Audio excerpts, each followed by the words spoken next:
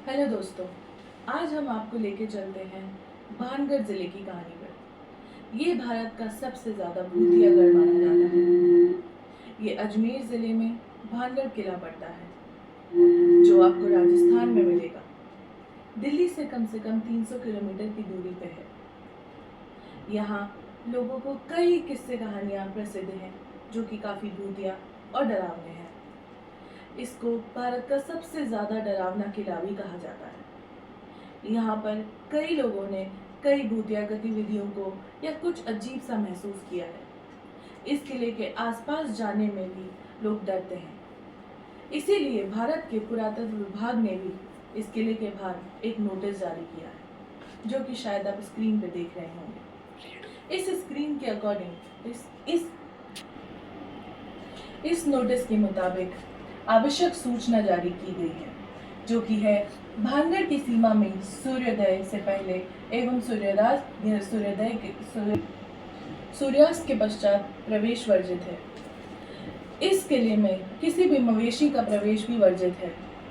इस किले में केवड़े के वृक्ष को रिजर्व कैटेगरी में रखा गया है, जिस पेड़ को क्षति पहुंचाना भी वर्जित है। कोई भी अगर इनमें से किसी भी आवश्यक सूचना को नजरअंदाज करते हैं या गैर कानूनी हरकतें करते हैं तो उन पर कानूनी कार्रवाई होती है। इस किले में इन्हीं भारत के पुरातत्व विभाग की तरफ से शाम के 5 बजे के पश्चात अंदर जाना मना है। शाम के 5 बजे बाद यहाँ पर सभी तरह की गतिविधियाँ बंद कर दी जाती हैं। इसी वजह से यहाँ पे जो डर का माहौल है वो 5 बजे बाद और बढ़ जाता है। अब आगे देखते हैं कि इस भानगढ़ किले की ये जो भूतिया कहानी है, ये क्यों इतना डरावना है, ये क्यों इतना भूतिया है और क्या कहानियाँ इसके पीछे हैं। इसके पीछे 3 प्रसिद्ध कहानी है, जिसमें से एक कहानी आज मैं आपको बताऊंगी। ये किला अजमेर के राजा भगवान दास ने 1973 में अपने सबसे छोटे बेटे माधव सिंह के लिए बनवाया था।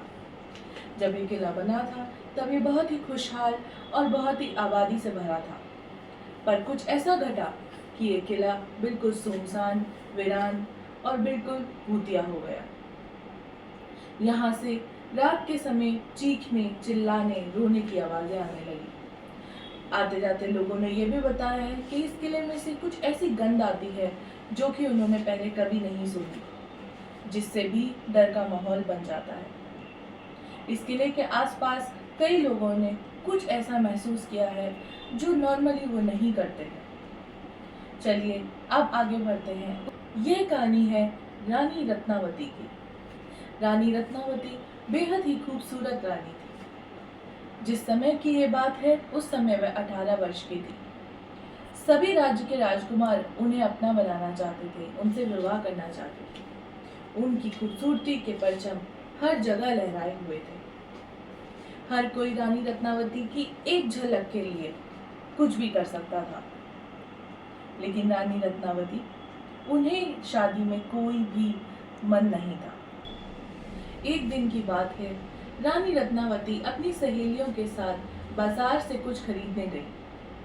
जब वो गई तब वो एक इत्र की दुकान पर रुकी और उन्होंने 4-5 इत्र अपने लिए पसंद किए। वहीं दूर खड़ा एक व्यक्ति, संध्या सेवड़ा नाम का व्यक्ति, जो कि एक तांत्रिक भी था, वो उन्हें दूर से घूर रहा था। उनकी खूबसूरती देखकर वो पगला सा गया था।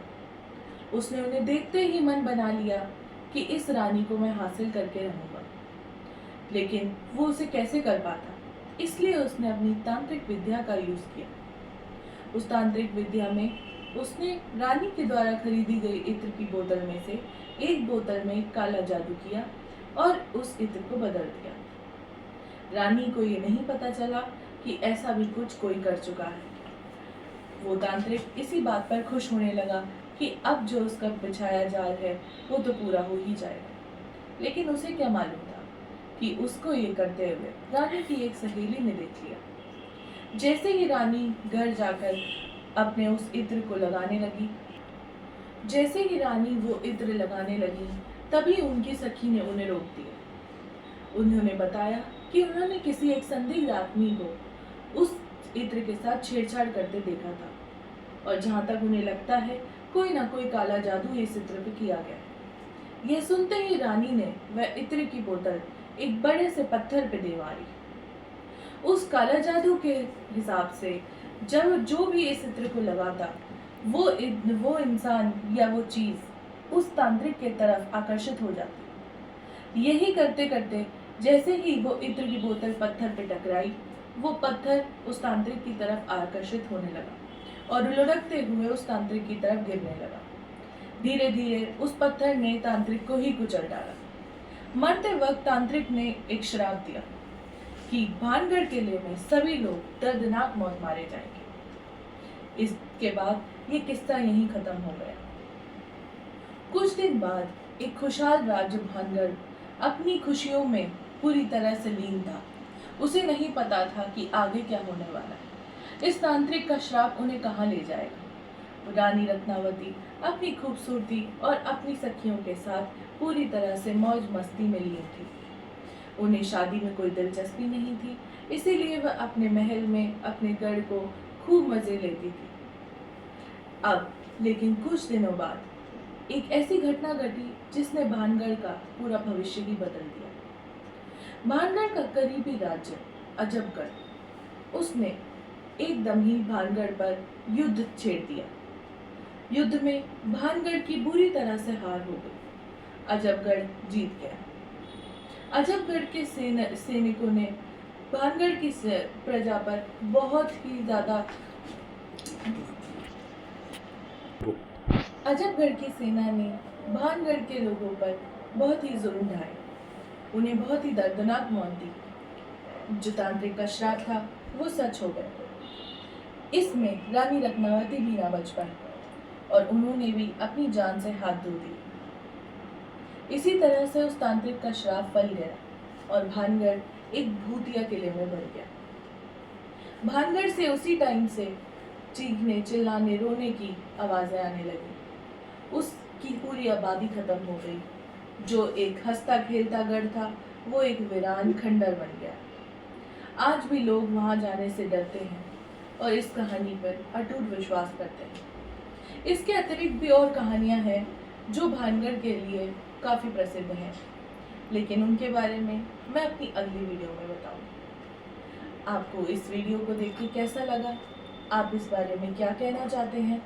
आप कोई नई चीज़ भानगढ़ के बारे में बताना चाहते हैं तो हमारे कमेंट बॉक्स में बताइए। आशा करती हूँ आपको इस कहानी में मज़ा आया होगा और कुछ जानकारी मिली होगी। कभी भी भानगढ़ जाएं तो शाम 5 बजे से पहले अपने घर जरूर जाएं। धन्यवाद।